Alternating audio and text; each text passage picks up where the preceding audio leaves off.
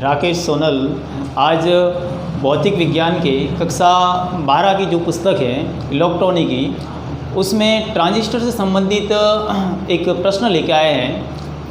हम वीडियो के माध्यम से आपको ये जो इस पाठ से संबंधित जितने भी जो इम्पोर्टेंट प्रश्न बनते हैं बोर्ड से संबंधित, उनको एक एक करके आपको समझाएंगे।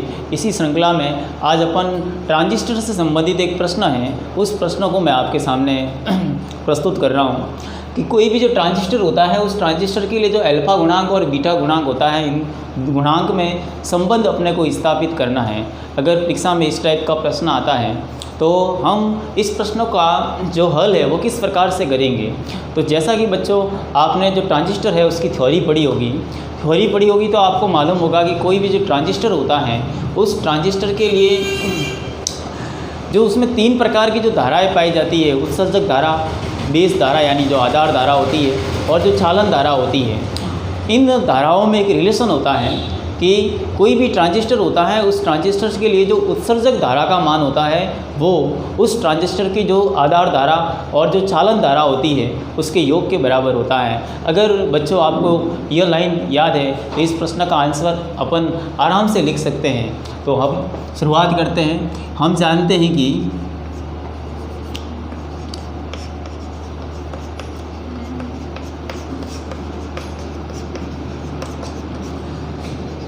किसी भी ट्रांजिस्टर के लिए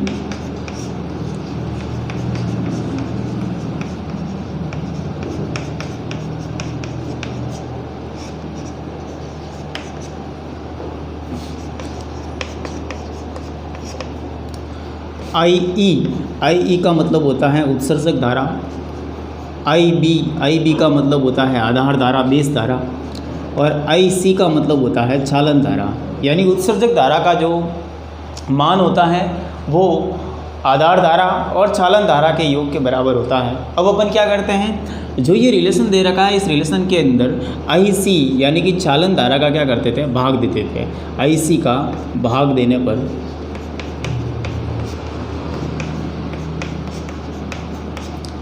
तो IE में किसका भाग देंगे अपन, IC का। ऐसे कैसे, IB है, इसमें भी किसका भाग देंगे, IC का। और ये जो IC है, इसमें भी किसका भाग देंगे अपन, IC का।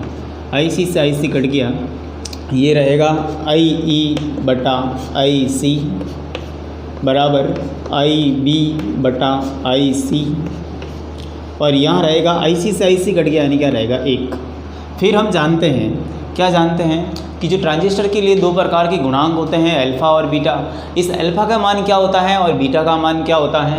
तो हम जानते हैं कि जो IC बटा IE ये अल्फ़ा के बराबर होता है, वह IC बटा IB यह बीटा के बराबर होता है। अब अपन क्या कर सकते हैं कि हमारे पास क्या है, IE बटा IC, यानी कि जस्ट इसका मैं उल्टा करूँ तो वो किसके बराबर होता है, अल्फ़ा के बराबर होता है। तो इसकी जगह यानी IE बटा IC है, उसकी जगह अपन लिख सकते हैं 1/अल्फ़ा। तो मैं क्या करता हूँ आगे, जो IE बटा IC है उसको अपन इस रिलेशन से क्या लिख सकते हैं, 1/अल्फ़ा बराबर IB बटा IC। हम जानते हैं IC बटा IB किसके बराबर होता है, बीटा के। तो इसकी जगह अपन क्या लिख सकते हैं, 1/बीटा प्लस 1। अब यहाँ से अल्फ़ा का मान निकालना है, तो पहले इसको सॉल्व करते हैं। बीटा एकम बीटा तो क्या हो जाएगा, 1 प्लस बीटा बटा बीटा इज इक्वल टू 1/अल्फ़ा। अल्फ़ा का मान निकालना है तो अल्फ़ा इज इक्वल टू हो जाएगा, इसको उल्टा करूँगा तो ये भी उल्टा हो जाएगा, बीटा 1 प्लस बीटा। अल्फ़ा का मान आ गया। ठीक इसी प्रकार अपन ये जो रिलेशन दे रखा है, इससे अपन बीटा का मान भी निकाल सकता है। बीटा का मान निकालेंगे तो बीटा को इधर रखेंगे, 1 का ट्रांसफर इधर कर देंगे, तो क्या बन जाएगा, 1/अल्फ़ा माइनस 1 इज इक्वल टू 1/बीटा। इसको सॉल्व करेंगे तो 1 अल्फ़ा एकम अल्फ़ा 1 माइनस अल्फ़ा बटा अल्फ़ा इज इक्वल टू हो जाएगा 1/बीटा। यहाँ से अपन बीटा का मान निकालेंगे, इसको उल्टा करूँगा तो इसको भी उल्टा करना पड़ेगा, तो बीटा इज इक्वल टू हो जाएगा अल्फ़ा 1 माइनस अल्फ़ा। इस प्रकार जो ये प्रश्न दे रखा है इसको अपन क्या कर सकते हैं, आराम से सॉल्व कर सकते हैं।